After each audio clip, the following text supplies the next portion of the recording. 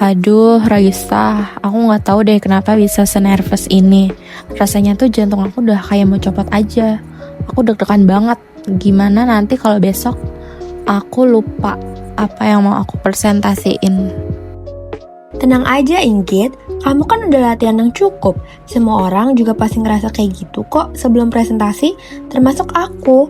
Aku juga sering ngerasain hal yang sama. Serius deh, aku takut banget.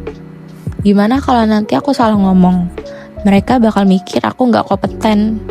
Aku nggak pede apa yang udah aku siapin. Enggak kok, mereka tuh lebih lihat ke cara kamu nyampein materi dan juga semangat kamu.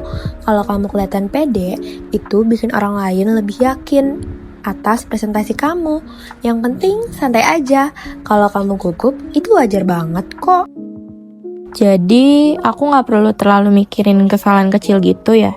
Misalnya kalau aku lupa kalimat.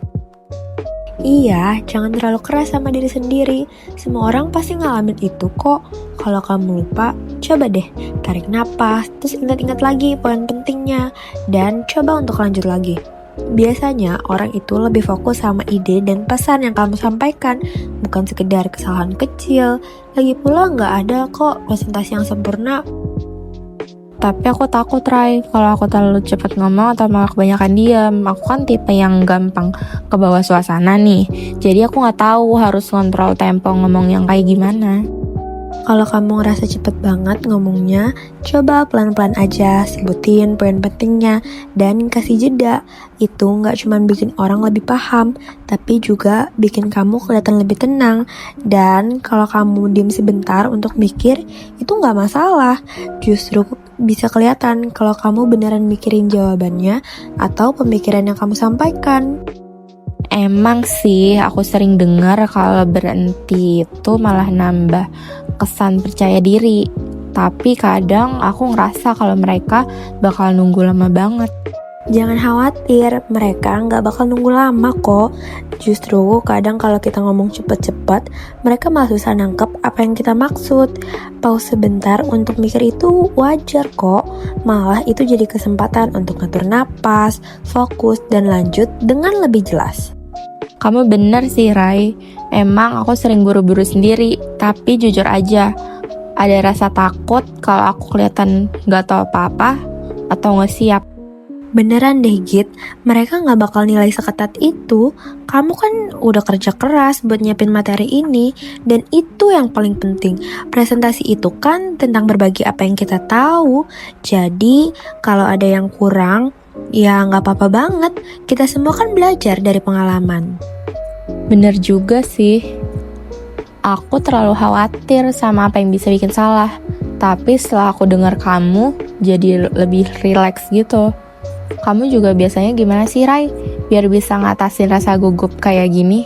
Biasanya sih aku mulai dengan ingat-ingat hal yang udah aku ngerti banget, yang bikin aku yakin. Terus baru deh aku fokus ke audiens, bukan ke diri sendiri. Jadi aku ngerasa kalau presentasi itu lebih tentang sharing, bukan tentang aku yang harus sempurna. Aku juga suka latihan di depan cermin atau sama teman-teman buat ngerasain suasana presentasi sebelum waktunya. Latihan di depan cermin, itu bisa bantu banget ya ternyata.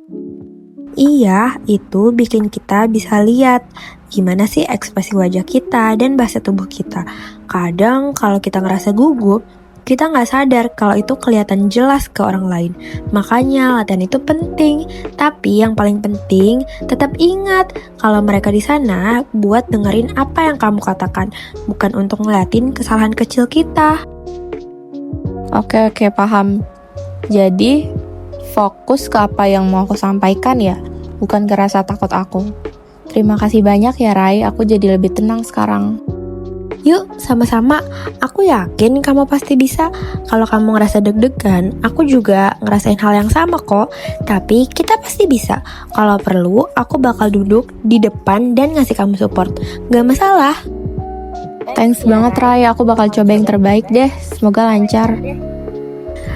Pasti lancar kok. Kalau kamu udah siap, tinggal percaya diri aja. Kita pasti bisa.